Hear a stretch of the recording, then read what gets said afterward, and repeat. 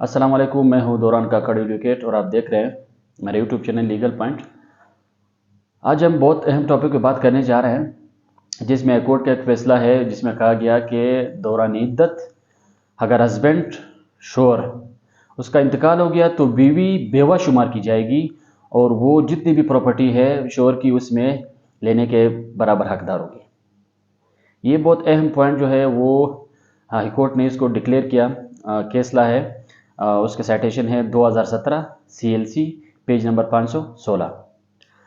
पहले हम इस बात को यहाँ पे समझेंगे कि कोर्ट ने कौन से बेसिस को देख के किस बुनियादों पे बेस पे ये फैसला किया है, ठीक है, किस लॉ के तहत किया है।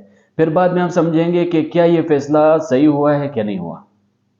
फैसला इस तरह भी हो सकता था, फैसला इस तरह होना चाहिए था कि नहीं, कहाँ पे हमें अमेंडमेंट की जरूरत है कहाँ पे नहीं। तो वीडियो को पूरे देखें ताकि आपको कंप्लीटली समझ आ जाए कि ये फैसला हाईकोर्ट ने कौन से बेसिस पे किया, ये फैसला सही भी है या नहीं। टॉपिक पे जाने से पहले अगर आप मेरे यूट्यूब चैनल पे नए हैं, आपने अभी तक सब्सक्राइब नहीं किया तो काइंडली सब्सक्राइब करें ताकि मेरी जितनी भी वीडियोस इसी तरह दिलचस्प वीडियोस आती रहेगी उसकी नोटिफिकेशन आपको मिलती रहेगी।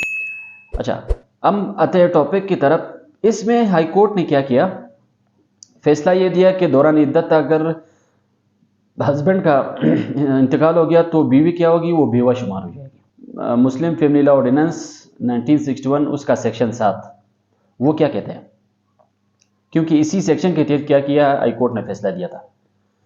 सेक्शन 7 में ये बातें की गई है उसके क्लॉज 1 में कि अगर हस्बैंड चाहता है, शोहर चाहता है कि अपनी बीवी को तलाक दे, वो क्या करेगा, चाहे वो रली तलाक दे या लिख के, ठीक है, जुबानी तलाक दे या लिख के तलाक दे, उसकी एक कॉपी वो क्या करेगा, चेयरमैन को भेजेगा, चेयरमैन कमेटी को एक कॉपी अपनी वाइफ को भेजेगा, ठीक है। उसी सेक्शन के क्लॉज 3 में लिखा गया है कि तलाक जो दिया गया बीवी को वो 90 दिन तक असरअंदाज होगी नहीं। 90 दिन में उसके पास मौका है, वो अपनी तलाक को दोबारा रोक सकता है, वो दोबारा रुजू कर सकता है, ठीक है। अगर 90 दिन लैप्स हो गए, 90 दिन कंप्लीट हो गए, उसके बाद जो तलाक डायरेक्ट असरअंदाज होगी वो इफेक्टिव होगी। फिर उसके बाद जो है वो अगर रोकना चाह भी रहा हो तो वो रोक नहीं सकता। ये क्लॉज 3 में ये बात की गई।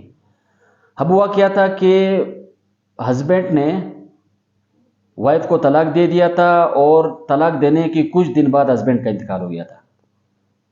बीवी आई फैमिली कोर्ट, वहाँ पे केस फाइल किया कि मुझे जितना मेरा हस्बैंड का प्रॉपर्टी थी उसमें मुझे हिस्सा दिया जाए। लोअर कोर्ट ने क्या किया, इस बेस पे उसका केस डिसमिस कर दिया कि जब तलाक हो गया, इट मीन्स तलाक हो गया, आप उसकी बीवी रही नहीं, इसलिए आप इसकी हकदार नहीं होगी। ये गई हाईकोर्ट। हाईकोर्ट में इसने section 7 Muslim family law ordinance 1961 का सहारा लिया, उसके क्लॉज 3 का सहारा लिया। उसमें इसने कहा कि चूंकि डाइवोर्स तो मुझे हो गया था, ठीक है, अब सेक्शन 7 में यह लिखा गया है तलाक होने के बाद 90 दिन का टाइम है हस्बैंड के पास, वो दोबारा अपने फैसले को रोक सकता है, वो दोबारा रुजू कर सकता है। लिहाजा 90 दिन पूरे हुए ही नहीं थे, मेरे हस्बैंड का इंतकाल हो गया, इस वजह से मैं तो अभी इसका बेवा हूं, मैं अभी भी इसकी बीवी कंसिडर की जाऊंगी, मैं इसकी बेवा के बेस पे मुझे जितना भी इसका प्रॉपर्टी जायदाद है उसमें मैं पूरा का पूरा मेरा हक है। अब हाईकोर्ट ने इसके हक में फैसला दिया। किस तरह हाईकोर्ट ने इसके हक में फैसला दिया और कहा कि चूंकि 90 दिन से पहले उसके हस्बैंड का इंतकाल हो गया है, उसके पास रिवोक करने का, उसको तलाक को रोकने का टाइम था। अगर वो जिंदा होता शायद वो तलाक को रोक के दोबारा रुजू करता। चूंकि सेक्शन 7 में क्लियर है, उसकी क्लॉज 3 में क्लियर है कि 90 टाइम पीरियड के लैप्स होने के बाद फिर तलाक जो असरअंदाज होगी, इससे पहले नहीं होगी। इसी बेसिस को बना के हाईकोर्ट ने क्या किया कि बिल्कुल आप उसकी बेवा डिक्लेयर कर दी जाती हो, आपको पूरा हक है कि इसकी प्रॉपर्टी में आपका जितना भी एस पर लाभ का शेयर बनता है वो आपका लेने के हकदार है। ये हाईकोर्ट ने CLC 2017 पेज 516 में ये तो कह दिया। ये तो हो गया कोर्ट का फैसला। अब हम अपनी इंटरप्रिटेशन इस पर करते हैं, खुद सोचते हैं कि क्या ऐसा ये फैसला सही है या लॉ में अमेंडमेंट करने की जरूरत है, कानून में अमेंडमेंट करने की जरूरत है। अच्छा, अब इस पर थोड़ी सी रोशनी डालते हैं।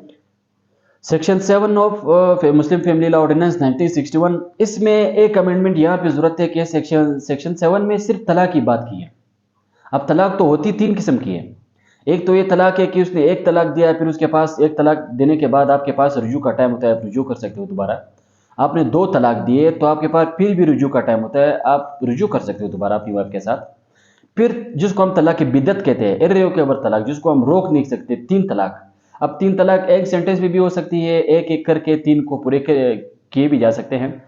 अब यहाँ पे जो है सेक्शन 7 में ये बात नहीं की कि ये जो 90 दिन का टाइम पीरियड हमें दिया हुआ है कि 90 दिन से पहले ये तलाक असरअंदाज नहीं होगी, 90 दिन के बाद होगी, तो वो तलाक, एक तलाक देने के बाद ये, एक तलाक देने वाले के पास ये टाइम है, 2 तलाक देने वाले के पास ये टाइम है, या 3 तलाक वाले के पास ये टाइम है, ये बात इस सेक्शन में बिल्कुल नहीं क्लियर नहीं की गई और इसमें अमेंडमेंट की जरूरत है।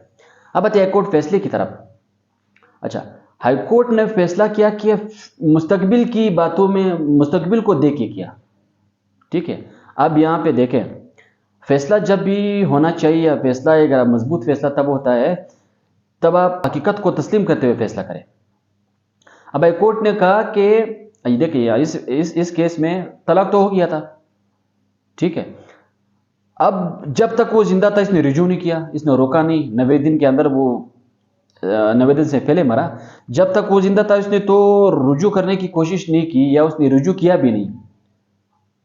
अब यहां पे फैसला हुआ कि अगर वो जिंदा होता तो वो अगर चाहता तो रोक सकता था।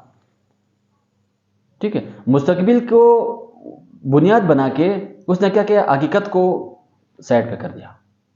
ये एक प्रूडेंट माइंड भी ये एक्सेप्ट नहीं करता, एक आम बंदे की ज़हन में भी सवाल आती है कि यार वो तो मर गया था ना, अगर वो जिंदा होता ये तो बाद की बात थी, जिंदा होता। मुस्तकबिल, देखो मुस्तकबिल के बारे में कोई नहीं जान सकता कि मुस्तकबिल में क्या होने वाला है, कौन सा फैसला होने वाला है, क्या हालात आने वाले हैं, ठीक है, क्या चेंजेस आने वाले हैं, किसी को नहीं पता, ना कोई बता सकता है आपको, माँ सिवाय अल्लाह ताला की ज़ात के अलावा कोई भी नहीं बता सकता कि मुस्तकबिल में। अभी मैं खुद ने अपने बारे में नहीं बता सकता कि 10 मिनट बाद मेरे साथ क्या होने वाला है, या 10 मिनट बाद मेरे आसपास या मेरे फैमिली में क्या होने वाला है।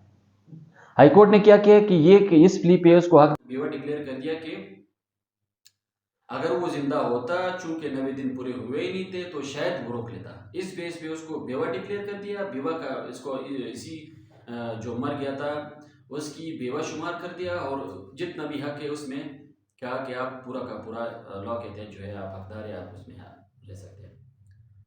तो मेरा इस टॉपिक को आप तक पहुँचाने का मतलब यही था कि जो मेन फैसले हैं जो कि आते रहते हैं ख़ास केसेस से रिलेटेड, जो कि अपने हमारे माशरे में ऐसे केसेस होते भी बहुत हैं, उसके मसाइल भी बहुत हैं।